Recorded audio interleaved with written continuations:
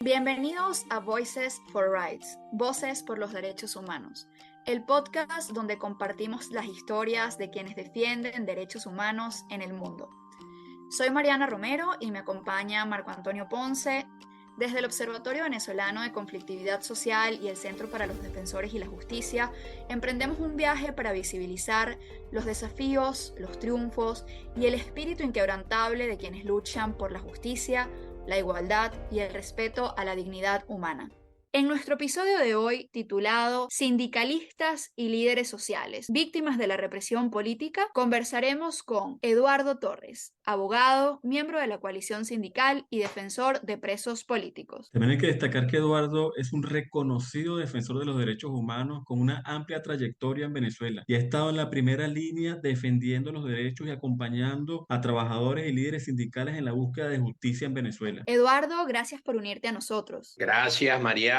Gracias, Marc. Cuéntanos un poco y a nuestra audiencia sobre ti. ¿Cómo llegaste a trabajar en los derechos humanos y qué te llevó a justamente emprender esta lucha por la defensa de los derechos de los trabajadores? En lo personal y a la edad de 15 años gané un centro de estudiantes de educación media. Estaba yo en quinto año y bueno, allí empezó la lucha por los pupitres, por los salones, por el pago de los profesores, por lo que eran los comedores de los estudiantes, todas las reivindicaciones, las bibliotecas, el medio pasaje estudiantil. Entonces, bueno, de allí empecé en una trayectoria de lucha estudiantil. Yo soy egresado en tecnología de alimentos en el Tecnológico de Yaracuy, hoy universidad. Fui también del centro de estudiantes de ese tecnológico y luego me vine a Caracas después de ser TCU, vine a estudiar Derecho y antes de graduarme, ya cuando iba en tercer, cuarto año de la carrera allí en la UCB, creé unos comités conjuntamente con otros estudiantes de derechos humanos pues, y empezamos allí a vincularnos a Provea, me acuerdo yo, al Observatorio Venezolano de Prisiones con Humberto Prado, que fue un foro que hicimos en la UCB y a partir de allí desde estudiante empecé a vincularme pues con una cantidad de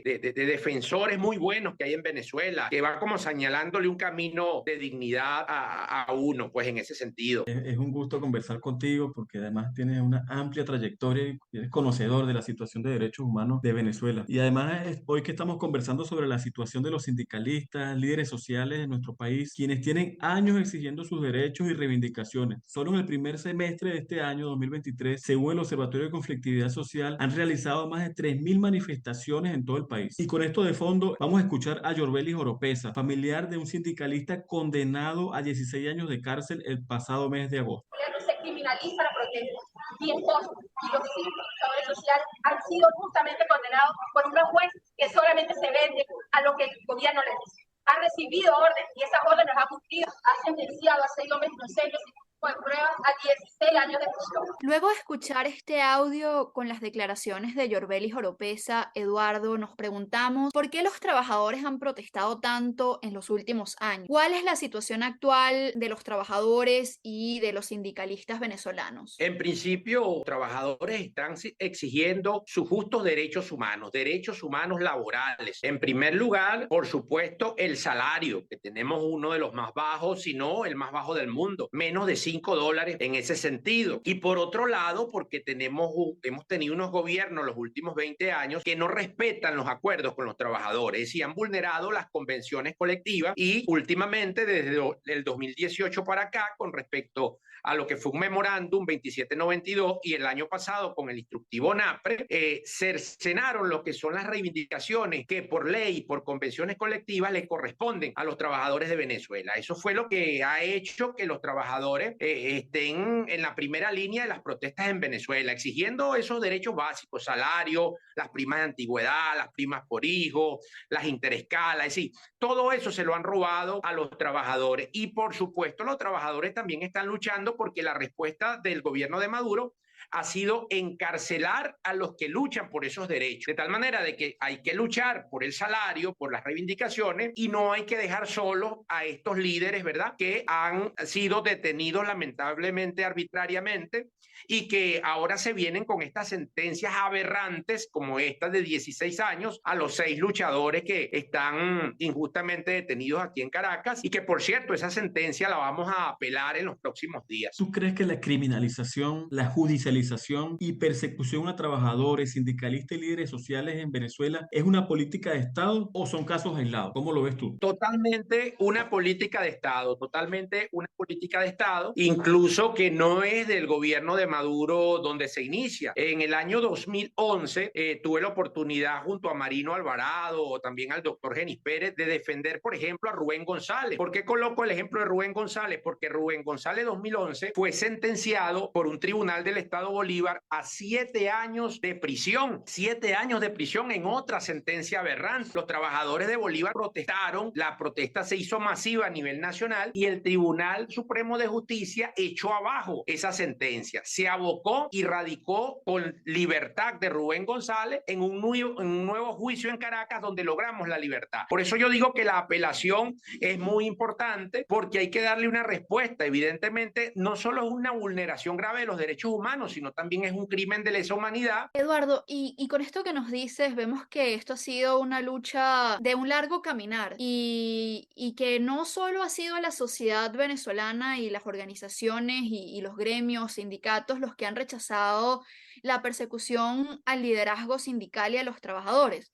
Hemos visto también distintos pronunciamientos de organismos internacionales, tanto de Naciones Unidas como de la Comisión Interamericana, respecto a esta situación enfrentada por trabajadores y líderes sociales. ¿Qué más deben hacer estos organismos para proteger los derechos de los trabajadores? De estos organismos no me queda más que expresar una profunda y un gran agradecimiento. De verdad que mira, el Alto Comisionado para los Derechos Humanos en el informe del año 2022 y 2023 solicitó la libertad de los trabajadores, no solo estos 6, también de los 3 que están presos lamentablemente de Guayana, 2 de Sidor y 1 de la construcción. La ONU, el Alto Comisionado, expresó la libertad para los trabajadores. La misión de determinación de los hechos en los informes del año pasado y este año también exigió la libertad de los trabajadores. Lo mismo ha hecho la OIT. Todos los organismos de la OIT, el Consejo de Administración, el Comité de Libertad Sindical y hasta el propio director de la OIT le ha enviado comunicaciones a Maduro para que libere a los trabajadores presos por defender derechos. De verdad que la comunidad internacional ha estado allí, sigue documentando porque sigue la presión, sigue la exigencia. Recordamos a quienes nos siguen que estamos conversando con Eduardo Torres, abogado con una amplia experiencia en la defensa de los derechos humanos en Venezuela. Y la solidaridad ha demostrado ser una fuerza impulsora para los cambios que la sociedad necesita. Eduardo, ¿tú cómo ves el poder de la solidaridad? ¿Qué puede hacer el movimiento sindical, los trabajadores, los familiares y las organizaciones para seguir impulsando que los mecanismos internacionales avancen en la búsqueda de verdad, justicia y reparación? Internalizar ese concepto, Mariana. Mira, cuando uno escucha, por ejemplo, al padre Pedro Trigo, cuando él dice, mira, la solidaridad viene de sólido, hagamos algo sólido, algo compacto, vamos a acuerparnos, hombro con hombro, hombres y mujeres dignos en defensa de sus derechos y en apoyo al otro. Eso es lo importante. Es decir, aquí tenemos que expresar las diferentes formas de manifestar el artículo 68, también documentar, denunciar situaciones de injusticia y sumarnos, que cada día todos los sectores se vayan sumando. Los sectores, por ejemplo, laborales, igual que los políticos, pero yo creo que desde lo laboral podemos darle un ejemplo a los demás sectores sociales, económicos y políticos. Me refiero a la unión. Nosotros necesitamos unión. Cuando se hace un llamado para una institución pública a exigir respeto a los derechos, tenemos que participar. Cuando se llama, por ejemplo, un organismo como la CPI, la Corte Penal Internacional, a que hay que denunciar, hay que hacerlo, hay que acompañar a las víctimas, a los familiares, darle valor para que ese poder de la denuncia vaya desarrollándose.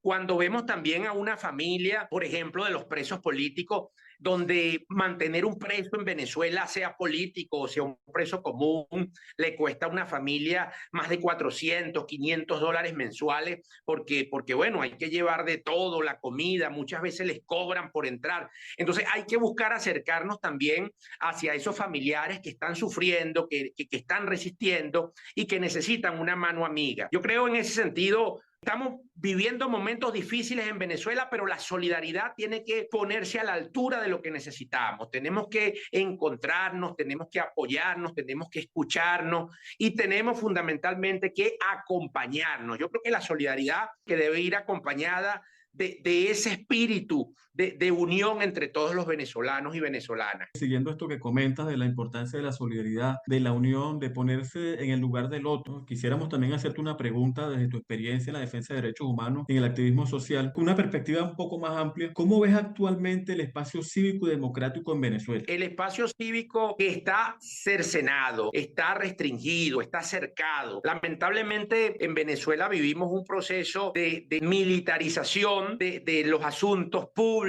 que pasa desde la administración del poder, pero también pasa porque los militares de alto rango están asumiendo casi todo lo que tiene que ver con la administración de la cosa pública. Pretende en líneas llanas manejar a Venezuela como un cuartel, entonces se van restringiendo las libertades y se van implementando elementos, por ejemplo, como esas sentencias aberrantes, donde lamentablemente, si bien son los civiles los